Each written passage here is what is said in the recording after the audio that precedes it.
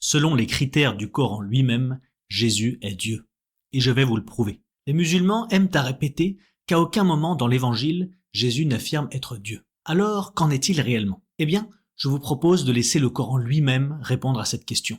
Dans la sourate 22, versets 6 et 7, le Coran affirme clairement que c'est Allah en personne qui ressuscitera les morts au dernier jour.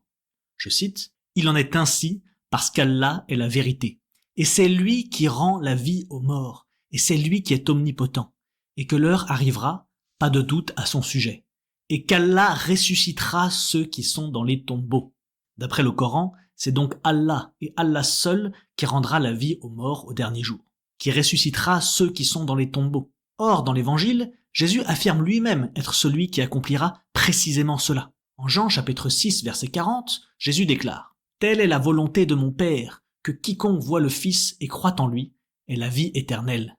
Et moi, je le ressusciterai au dernier jour. » Il est donc clair dans ce passage que Jésus s'attribue un pouvoir qui n'appartient qu'à Dieu seul, la résurrection des morts au dernier jour. Et ce critère ne vient pas seulement de la Bible, il vient aussi du Coran lui-même, qui affirme explicitement que c'est Dieu qui ressuscitera les morts en ce jour-là. Donc, selon ce critère donné par le Coran, Jésus s'attribue bel et bien une caractéristique proprement divine.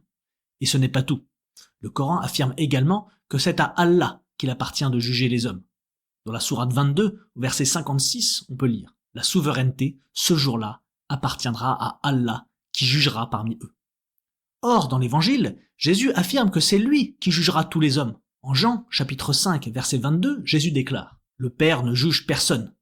Il a remis tout jugement au Fils. » Donc, encore une fois, Jésus s'attribue une caractéristique qui n'appartient qu'à Dieu seul, le jugement. Et encore une fois, c'est le Coran lui-même qui nous fournit ce critère. Mais cela ne s'arrête pas là. Dans le Coran, en sourate 57, verset 3, Dieu est appelé le premier et le dernier. Un nom qui ne peut s'appliquer qu'à Dieu seul. Le premier et le dernier sont donc deux des 99 noms d'Allah. Or, Jésus se nomme lui-même le premier et le dernier. Dans le livre de l'Apocalypse, au chapitre 1, verset 17, Saint Jean écrit « Quand je le vis, je tombai à ses pieds comme mort, mais il posa sur moi sa main droite en disant « Ne crains pas, moi je suis le premier et le dernier. » Alors, comment sait-on que c'est bien Jésus qui parle et non pas le Père?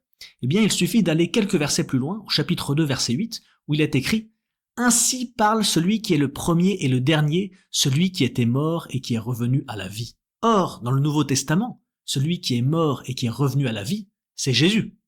C'est donc bien Jésus qui est ici appelé le premier et le dernier. C'est bien Jésus qui se désigne lui-même ainsi en Apocalypse 1, 17.